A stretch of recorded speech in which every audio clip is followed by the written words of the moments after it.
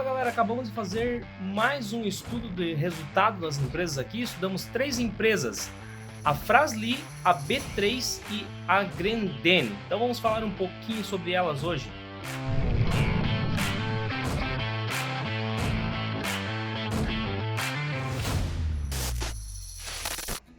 Se é a sua primeira vez por aqui, meu nome é Leandro Cabral, esse aqui é o canal 500 Pratas. O objetivo aqui é ajudar você, investidor. Então olha só, vou dar um breve resumo aqui dessas 3 empresas, depois a gente aprofunda mais. Então, a Fras-le era uma empresa que eu estava um pouco preocupado aí com que os resultados viriam bem baixos, né?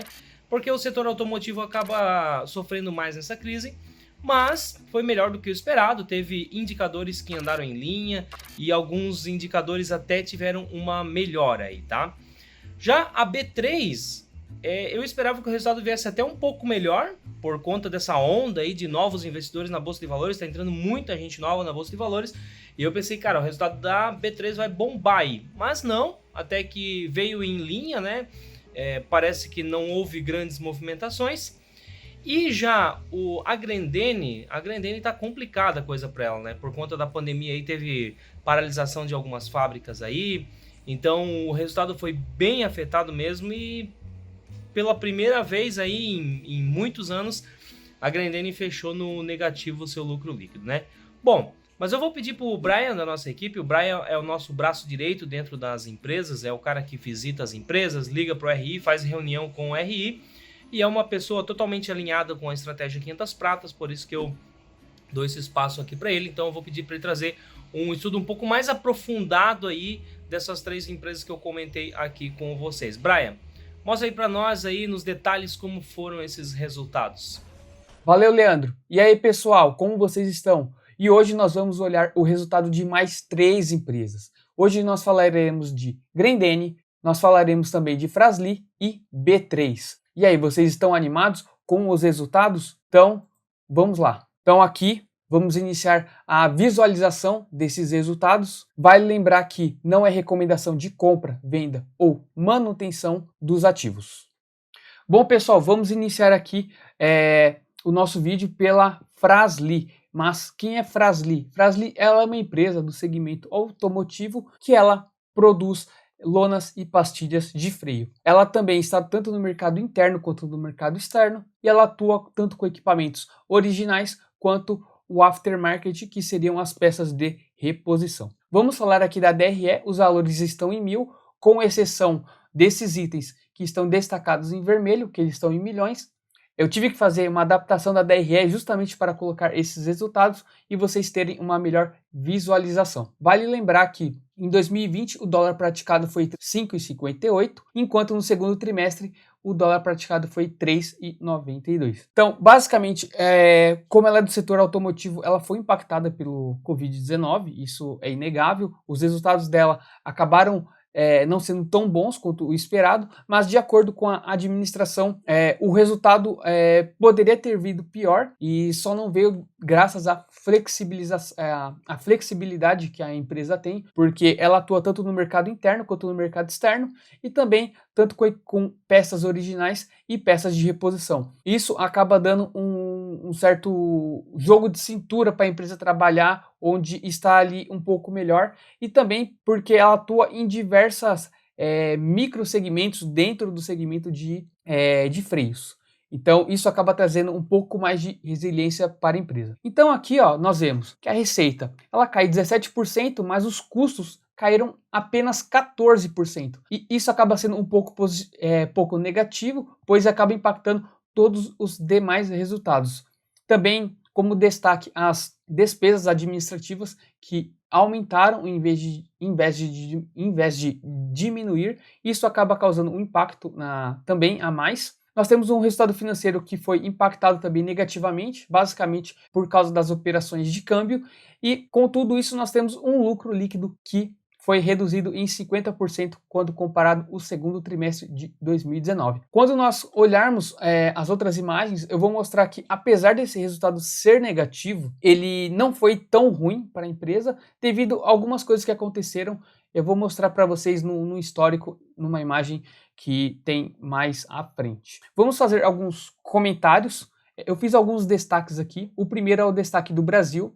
Basicamente 50% das operações da Fras-le, elas estão aqui no Brasil. Então, ela é basicamente meio a meio, metade interno, metade externo. E os outros dois mercados que têm uma relevância bem considerável na Fras-le são América do Norte e América do Sul. Aqui tem um fato curioso que aconteceu também na Grendene, eu vou comentar lá também. E o que nós vemos aqui é que o mercado externo, agora em 2020, ele aparentemente tem uma importância na receita maior. Ó, América do Norte subiu, América do Sul subiu, Europa subiu, Ásia ficou meio que igual e África e Oriente Médio também subiu. E aí você pode se perguntar, mas por que subiu? A justificativa é que temos que lembrar que o câmbio, conforme eu comentei na imagem aqui anterior, ele aumentou. Quer dizer, o real ele se desvaloriza. Como tem essa desvalorização, a receita que está em dólar, quando ela é passada para real, ela tem uma representatividade maior. Então, não é que ela vendeu mais para o exterior. O ponto é que, como essa receita está em dólar, quando ela faz a conversão, ela tem uma representatividade maior no resultado da Fras-le, certo? Então, isso é um ponto que tem que ser levado em conta. Então, fazendo alguns outros comentários, já que nós estamos olhando essa imagem, nós temos que lembrar que o Covid-19, ele impactou diversas empresas, diversos segmentos. O segmento automotivo, ele foi impactado. A Fras-le, ela teve algumas unidades que tiveram que fechar as suas fábricas, então não tem produção, depende só do estoque, de vender isso que está no estoque, e a produção fica menor, então isso acaba impactando, o custo aumenta porque você não tem aquela economia de escala, ou seja, quanto mais você produzir, mais você consegue diluir os custos fixos. Isso também vai acontecer lá com a Grendene quando eu comentar com vocês. Então esses fatores acabam impactando a empresa de um modo geral. Então, além disso, nós temos paralisações e dificuldades de operações com alguns clientes, porque acontece, o cliente ele acaba tendo ali um estoque, então ele acaba não comprando da Fras-le, tem que renegociar, tem clientes que entram em recuperação judicial, então tem que provisionar isso, então tem diversas dificuldades que as empresas têm que se adequar, ter aquele jogo de cintura, justamente para não ocorrer um impacto maior. Algo positivo em tudo isso, não sei se vocês acompanham a Fras-le, mas ela conseguiu aumentar o portfólio dela com a aquisição da Nakata. Esse fato relevante ele foi divulgado ali entre o final do ano e início de 2020, e agora em julho foi aprovado tanto pelo KD quanto pela administração. Então isso é um fato positivo. Podemos ver melhores resultados no semestre de 2020, no segundo semestre de 2020 e início de 2021. Bom, fiz esse parêntese só para não mostrar só notícias negativas, mas nós temos que lembrar que, quando nós falamos de mercado original, nós estamos falando basicamente de montadoras, suas montadoras que compram os seus equipamentos, suas peças originais. E quando nós falamos de aftermarket, ou seja, peças de reposição, nós estamos falando do varejão. Do varejão, nós estamos falando das lojas, nós estamos falando de oficinas. O que acontece? As montadoras, elas também foram bem impactadas agora com o Covid. Então, elas também tiveram que ficar fechadas. E o que acontece? Nós temos um impacto tanto no mercado original, também quanto no mercado de peças de reposição. Por quê? As pessoas, elas tiveram redução de suas receitas, teve pessoas que perderam emprego. Então, não é um item essencial esse serviço de manutenção do carro e nem de você comprar novos carros. Então, se eu não compro novos carros, se eu não faço se eu não faço as manutenções devidas em carros, eu falo em carros, mas aqui nós temos que pensar em motos, que igual, por exemplo, é o mercado da Nakata, nós temos a linha pesada, que são caminhões, ônibus, os carros convencionais mesmo. Então, todos esses automóveis, você não adquire e nem faz a manutenção devida. Então, isso acaba impactando. Já que nós falamos do mercado global, tem alguns destaques que a Fras-le trouxe para nós. Por exemplo, a América do Norte e a América do Sul, ela teve uma dificuldade em suas operações devido ao isolamento. Já a América Central, ela ainda está expandindo as suas operações, então não é tão relevante. Já Europa e Ásia, aqui é positivo, pois são mercados que já estão entrando em retomada, principalmente o mercado chinês. Então, a Fras-le já conseguiu ter uma venda, um volume de vendas maior ali na região da Ásia e já está próximo de chegar na sua normalidade. Então, isso acaba sendo mais otimista, a empresa começa a ter um viés um pouco mais otimista no segundo trimestre. Então, aqui já falando de receita e volumes por produtos, nós vemos aqui na parte superior a parte de volumes e na parte inferior nós temos as receitas de vendas por produto. Eu fiz os destaques para vocês verem justamente o fator câmbio. Quando olhamos volumes, nós temos uma redução de 21 em fricção, 58 em componentes e 37 em líquidos e envasados. Porém, nas receitas nós vemos quedas de 16%, 19% e 22% respectivamente. Isso é o fator câmbio. Como o real ficou desvalorizado, a sua receita que vem do exterior, quando convertido de dólar para real, acaba tendo uma relevância maior e aí é por isso que nós temos essa diferença entre volumes e receita. Quando olhamos os custos, nós vemos que a matéria-prima ela é responsável por quase 50% do CPV, que é o custo do produto vendido, de acordo com a Fras-le. Isso aconteceu porque houve um aumento das matérias-primas e isso acaba impactando nos custos. Aqui eu fiz alguns destaques, principalmente em despesas administrativas e outras receitas e despesas operacionais. Basicamente, o que impactou tanto os custos quanto as despesas foi a reestruturação da planta do Uruguai, onde transferiu a produção de lona para o Brasil. Nós também temos um aumento do custo da matéria-prima, conforme eu acabei de comentar com vocês, que ela representa 50% de todo o CPV, então um pequeno aumento na matéria-prima acaba impactando os custos. E em relação às despesas, nós temos um ganho de um processo judicial que acabou impactando positivamente nos resultados. Em contrapartida, temos as despesas em relação a essa transferência da produção de lonas do Uruguai para o Brasil. Tem a reestruturação dessa fábrica lá no Uruguai, porque como ela não tem mais essa produção de lonas, não vai ter mais essa produção de lonas, tem que fazer alguns ajustes e adequar a unidade para essa retirada dessa linha. E algo que foi positivo para a empresa foi a redução de despesas tanto com viagens quanto estadias e eventos. Mas, no geral, e aqui nós vemos uma redução de 29%, isso é bem positivo para a empresa. Aqui mostrando o EBITDA e o lucro líquido, eu queria mostrar aqui para vocês, justamente para justificar o que eu comentei ali na parte da DRE, que apesar do resultado da Fras-le nesse segundo trimestre, ele não foi tão ruim quanto esperado. E por quê? Nós temos que lembrar que nós temos um efeito Covid que acaba impactando o setor automotivo e a Fras-le, ela vinha de alguns resultados negativos lá no quarto trimestre. E o primeiro trimestre ela estava começando a retomar esses resultados.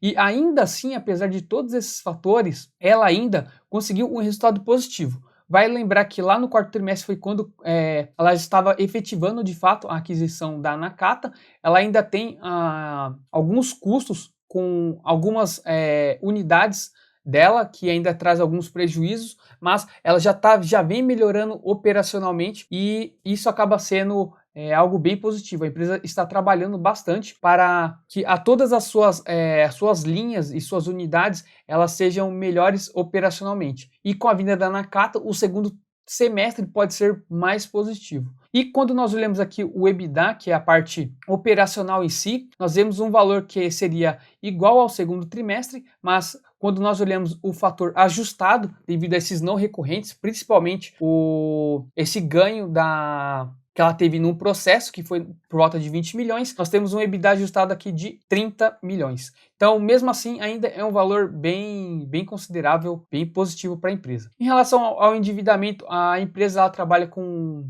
bem folgada, ela não tem tanto endividamento.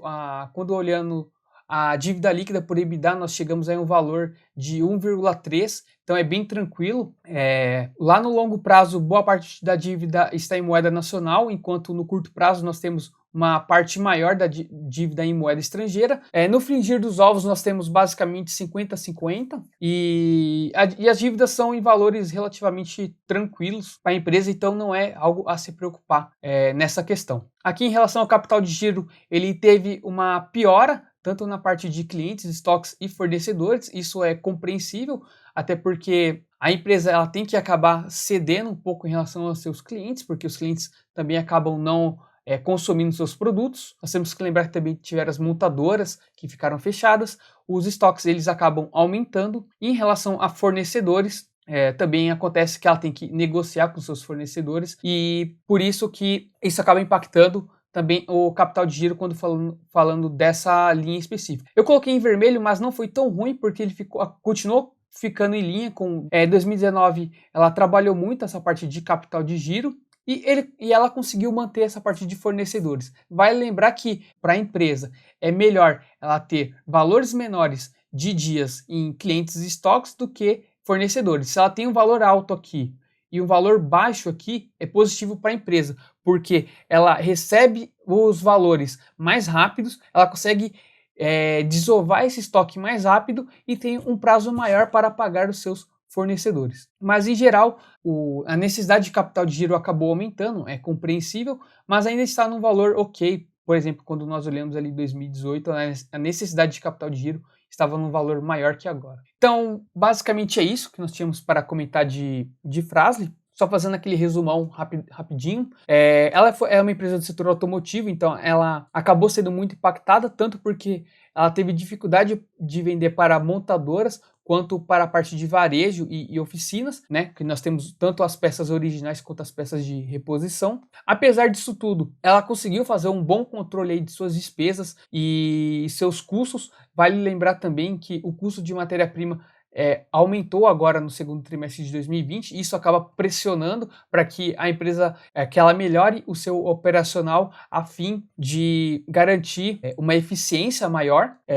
No geral, é isso. A empresa ela não foi ruim, ela até que foi bem, ela conseguiu fazer o seu dever de casa e ela vai melhorar de acordo com a economia. Ela também é uma empresa que depende do varejo, já que seu produto é o produto automotivo, não é um bem de primeira necessidade, então as pessoas acabam deixando isso de lado quando reduz as suas receitas. Mas com a melhora da economia, aumentando as vendas de carros, aumentando a utilização de serviço de manutenção, a empresa vai conseguir girar mais. Então, basicamente é isso e vamos para a próxima empresa. Bom, e agora nós vamos falar de B3. Mas afinal, quem é essa empresa? B3 significa Brasil, Bolsa e Balcão. É a bolsa de valores. Acredito que todos vocês que estão assistindo esse vídeo conheçam essa empresa. Antigamente, eram várias empresas, nós tínhamos a Bovespa, a BMF, a CETIP e elas foram se juntando e hoje virou a B3. Então ela provê a infraestrutura de todo o mercado financeiro e aqui embaixo nós temos a lista dos principais serviços que a bolsa hoje oferece para os seus clientes. Vamos dar aqui uma olhada na DRE rapidamente e fazer alguns comentários. O que nós vemos aqui? Uma receita que cresceu por volta de 30%, chegando aqui a 1 bilhão, sendo que no trimestre do ano anterior era 1,4 bilhão e agora nós temos 1,9. As despesas que subiram menos de 10%, chegando a 700 milhões. Aqui nós temos um aumento considerável de processamento de dados. Nós temos também despesas diversas que têm a ver com provisões que a B3 realizou. Um resultado financeiro que acabou ficando negativo devido ao hedge que ele faz, já que tem operações no exterior, e um lucro líquido que vemos também na faixa de 30%. Então o resultado da B3 veio bem positivo. Desde o primeiro trimestre de 2020 já veio um resultado muito bom e agora no segundo trimestre também veio um resultado muito forte. Mas o mais importante é nós olharmos toda essa parte operacional da B3, todos os serviços que ela disponibiliza aos seus clientes. Mas por que aqui é a parte mais principal? Justamente porque é onde ela consegue ganhar dinheiro com as suas operações. Vale lembrar que o negócio da B3 é um pouco diferente de outras empresas. A B3 ela consegue se beneficiar da alta volatilidade do mercado, ou seja, quanto mais tiver compra e venda, seja de ações, de fundos imobiliários, de títulos de câmbio, operações com ouro, dólar, enfim, todos os tipos de operações que são negociadas a mercado são benéficas para a B3, ainda mais quando tem um volume muito grande. E aqui o que nós olhamos, as ações e os instrumentos de renda variável. Então aqui nós temos ações à vista, nós temos termos, nós temos os índices futuros e aqui eu fiz alguns destaques para vocês e esses aqui são destaques em verde porque teve um aumento muito expressivo quando comparamos o segundo trimestre de 2019. Mesmo quando comparamos o primeiro trimestre de 2020, nós vemos aqui alguns resultados que também são positivos. Vamos comentar rapidamente, principalmente esse item, o de ações à vista. Nós vemos que em relação a 2019, o valor praticamente dobrou e o giro de mercado também dobrou. Ou seja, o ADTV, que é o volume financeiro médio negociado, ele aumentou muito o volume médio, até porque tem o fato de mais investidores terem entrado na bolsa. Quando nós pegamos o movimento de 2018 até 2020, deu um salto gigantesco da quantidade de investidores que têm registrado na B3 e esse giro acabou aumentando também muito pelos impactos que teve agora no Covid. Como vocês presenciaram, nós tivemos quedas bem relevantes aqui no Brasil, também no mundo, e isso fez com que o giro de mercado ficasse muito grande, muitas pessoas vendendo papéis, muitas pessoas comprando papéis, e isso acaba sendo muito positivo para a B3 porque ela cobra uma taxa por cada transação que acontece dentro de sua infraestrutura. E nós vemos que isso não aconteceu só no mercado de ações à vista, aconteceu em todos eles, tanto na parte de opções, nos termos, nos índices futuros, até o número de investidores, que em 2019 nós tínhamos 1 milhão de investidores, agora nós temos 2,5 milhões de investidores. É uma quantidade muito grande e isso faz com que todas as contas acabem evoluindo também. Então, a empresa acaba crescendo num ritmo muito forte, até para mostrar para vocês a participação de investidores no volume transacional que teve aqui de ações. Uma coisa que é bem curiosa é que as pessoas físicas alcançaram 22%, quase a mesma quantidade de institucionais, e os estrangeiros ainda continuam com uma parcela muito grande, 47%. No passado já foi maior, e as pessoas físicas estão cada vez mais ocupando um espaço maior nas operações, principalmente de ações. Continuando falando da parte de operacional, aqui nós temos juros, moedas e mercadorias. O destaque aqui foi os contratos de taxa de câmbio. Esse aumento, de acordo com a B3, é de acordo com os mini contratos, principalmente os mini contratos que foram muito negociados. Isso fez com que o volume transacionado também ele acabou aumentando. E nós vemos também que os outros também aumentaram. Taxa de juros aumentou pouca coisa, commodities, e no geral teve um aumento bem expressivo. Então aqui olhando a parte de instrumentos de renda fixa, nós temos os diversos tipos de instrumentos de renda fixa. A B3 ela não opera apenas renda variável, né? Alguns acham que é apenas a parte de renda variável, mas não é. Então aqui nós vemos a captação bancária, há um aumento aqui de 30%, é um valor muito bom.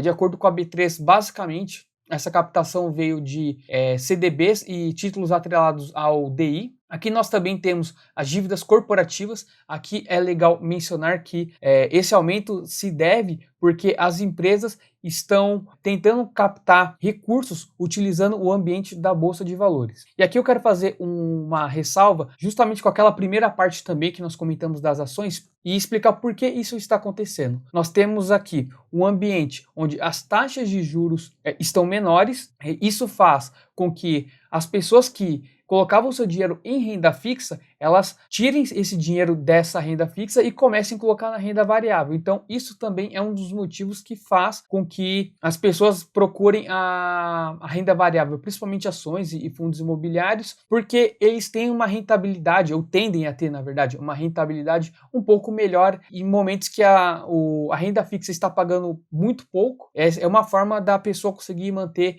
aí uma renda um pouco melhor. E o que acontece no lado das empresas, elas veem que acaba sendo bem benéfico para elas também participar da bolsa, porque ela consegue fazer captações às vezes até mais baratas. Então aqui nós temos também muitos IPOs e muitos follow-ons. Vocês devem ter visto a quantidade de IPOs que vem ocorrendo de 2-3 meses para cá, né? E isso acontece porque as empresas estão também abrindo capital na Bolsa de Valores aqui do Brasil. Também tivemos um incremento do número de investidores em tesouro direto, então isso também mostra que as pessoas acabam saindo também de outros títulos como a poupança e investindo em tesouro direto. Aqui também temos algumas outras operações como derivativos e temos a parte de infraestrutura de financiamento.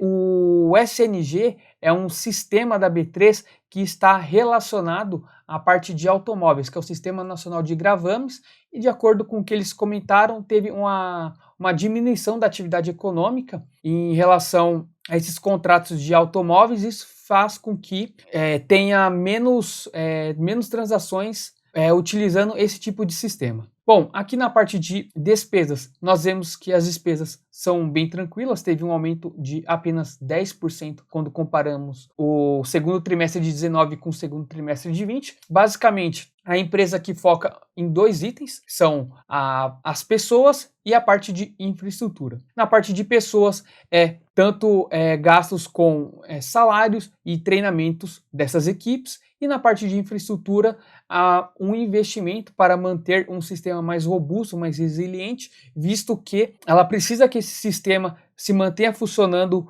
a maior parte do tempo possível, de preferência 24/7, e com menos delay, ou seja, que essa transação ela não tenha uma demora muito grande para acontecer, justamente para ter um sistema eficiente e totalmente operacional. Então, basicamente, o foco das despesas são essas, são bem tranquilas, e quando nós olhamos caixa e endividamento, nós vemos que tem uma vez EBITDA, é bem tranquilo para uma empresa, é um valor bem baixo. Na parte aqui de caixa e aplicação financeira, aqui tem a ressalva em relação às garantias dos participantes. Esse dinheiro, ele não é de fato da B3, né?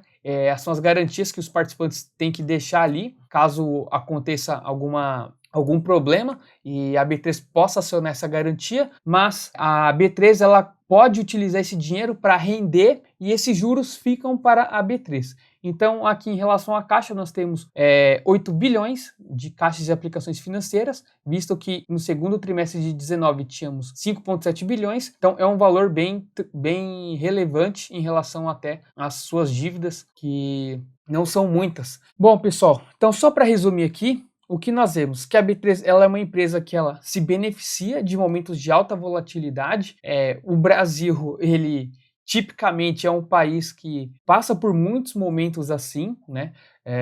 Vira e mexe tem um acontecimento que aumenta a volatilidade e tem muitas pessoas comprando, vendendo, sejam ações, opções, câmbio, então dólar. Então, isso acaba sendo positivo para a empresa, porque ela ganha um percentual de cada uma dessas transações. E momentos como esse que nós estamos vivendo desde o primeiro trimestre de 2020 foi muito positivo para a empresa. Ela é uma companhia que não precisa fazer muitos investimentos, a não ser da parte de tecnologia e de pessoal, que são os focos da empresa. A parte de tecnologia, porque ela é uma empresa que é desse segmento, ela tem que ter equipamentos, softwares, pessoas que estejam aptas a operacionar todo esse ambiente, e esse ambiente ele tem que ser resiliente, ele tem que ser robusto, ele tem que ter um tempo de resposta muito rápida, porque nós estamos falando de diversas transações, e tudo isso faz com que ela não tenha um investimento em CAPEX tão grande assim, e também nós vemos um endividamento bem baixo. E basicamente o que vem ajudando a B3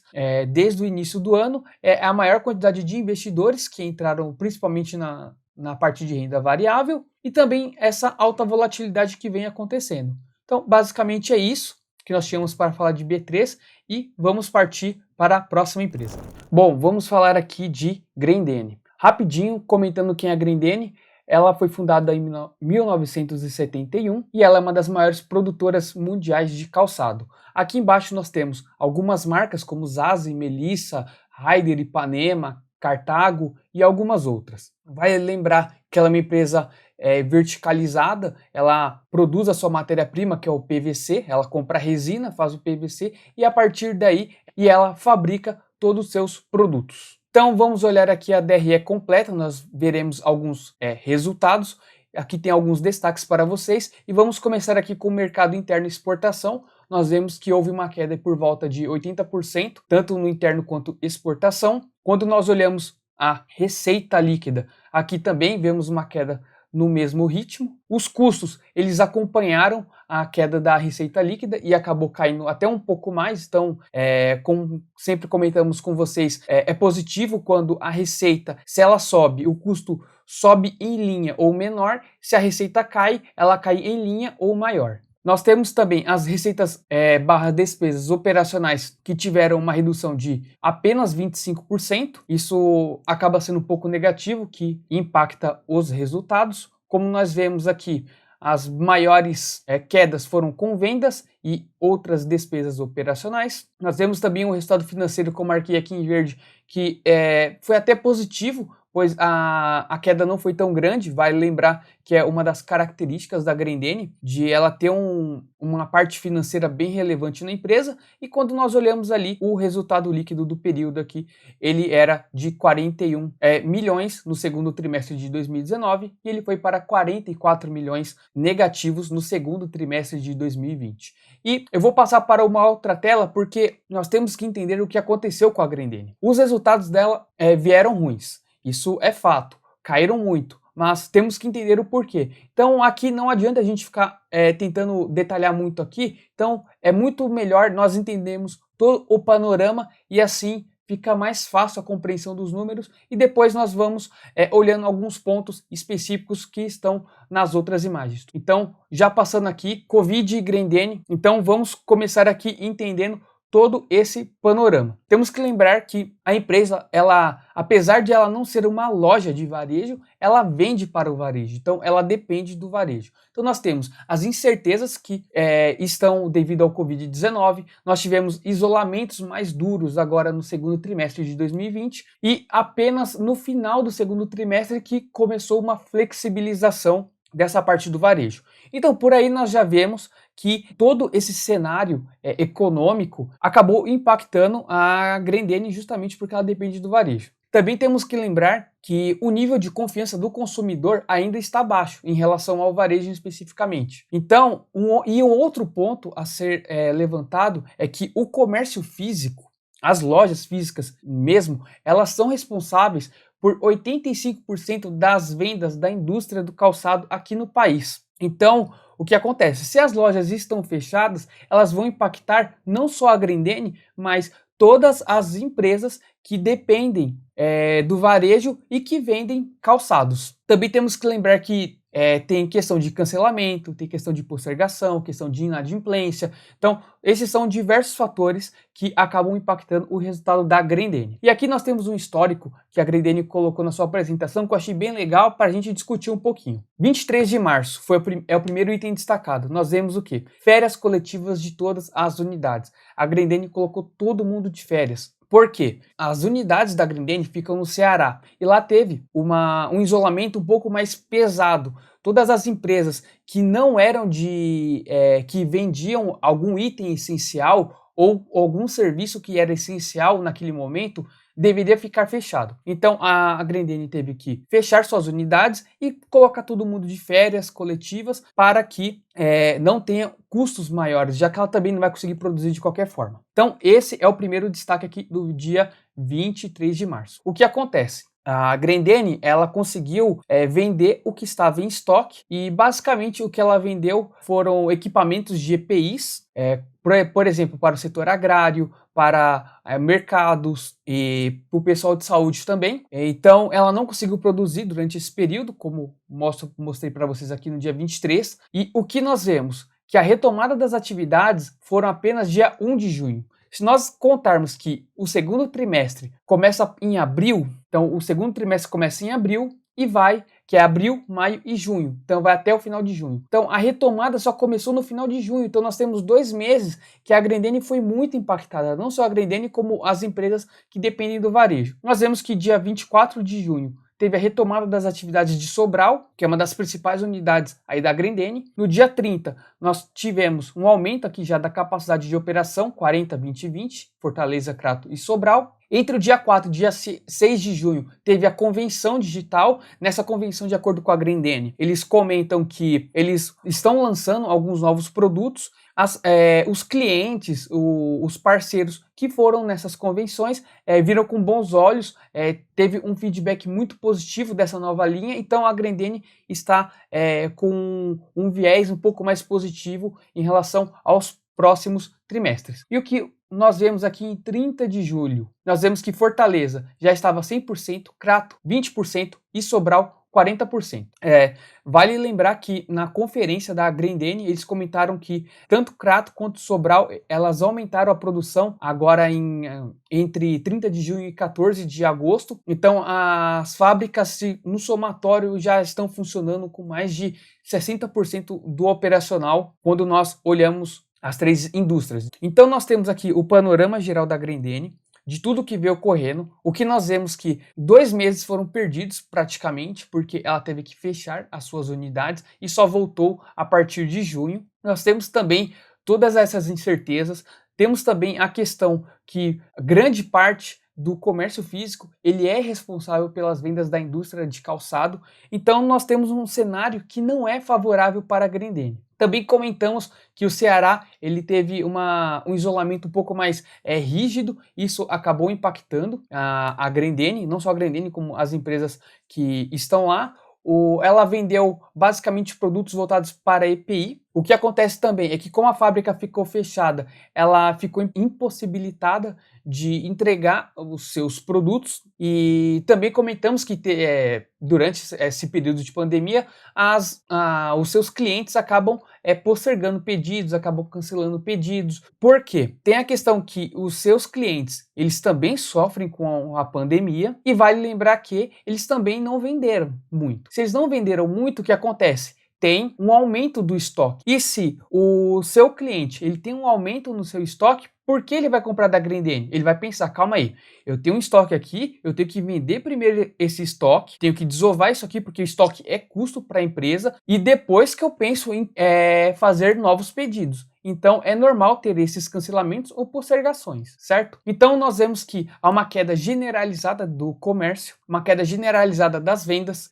A Grendene também comentou que o que ajudou ela um pouco foram os canais indiretos, como mercados, os varejos alimentícios e autosserviços, que foram segmentos que puderam permanecer abertos durante a pandemia, então eles continuaram vendendo. Uma coisa que foi curiosa agora no segundo trimestre de 2020 na Grendene foi que houve uma procura maior por produtos com tickets mais altos. Então isso ajudou a mitigar um pouco essas quedas que a Grendene teve. Então, basicamente é isso, esse é o cenário macro, e agora nós podemos mostrar alguns itens específicos só para vocês entenderem um pouquinho melhor. Mas basicamente não tem muito o que falar de Grendene, porque o resultado acabou sendo muito impactado por todos esses fatores que eu comentei com vocês. Então vamos brevemente comentar alguns outros itens em específico. E aqui tem a receita, aqui a divisão de receita tanto com o mercado interno quanto exportação. Nós temos a receita bruta em milhares aqui na parte superior, e na parte inferior nós temos a receita bruta por par. O que nós vemos aqui quando comparamos o segundo trimestre de 19 com o segundo trimestre de 20 é o que?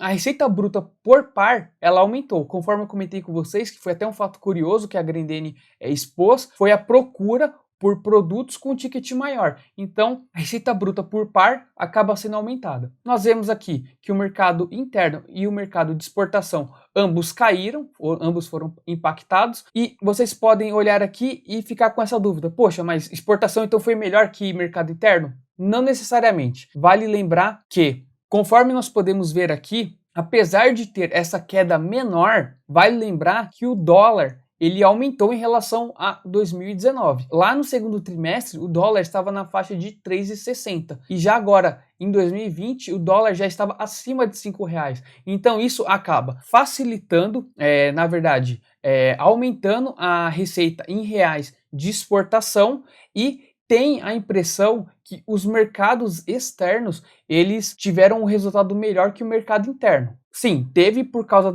da questão cambial, mas não foi porque ela conseguiu vender mais lá para fora, mas sim por causa do câmbio. Aqui nós temos a questão de volume.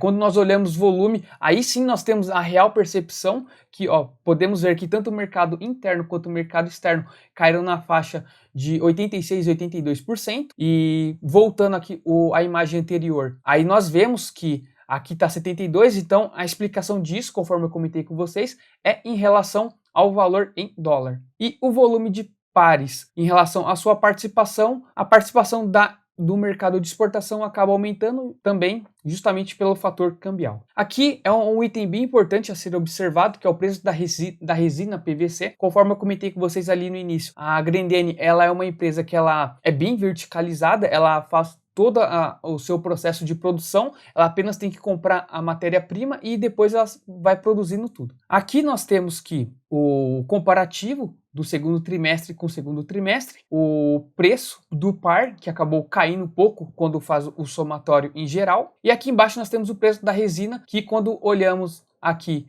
2020, ele é ligeiramente maior que a resina quando comparamos com 2019. Aqui tem os custos e despesas, né? Esses custos e despesas, eles caíram em linha, de acordo com o que a Grendene falou. Vai lembrar que as unidades ficaram fechadas por 2 meses. E o que acontece?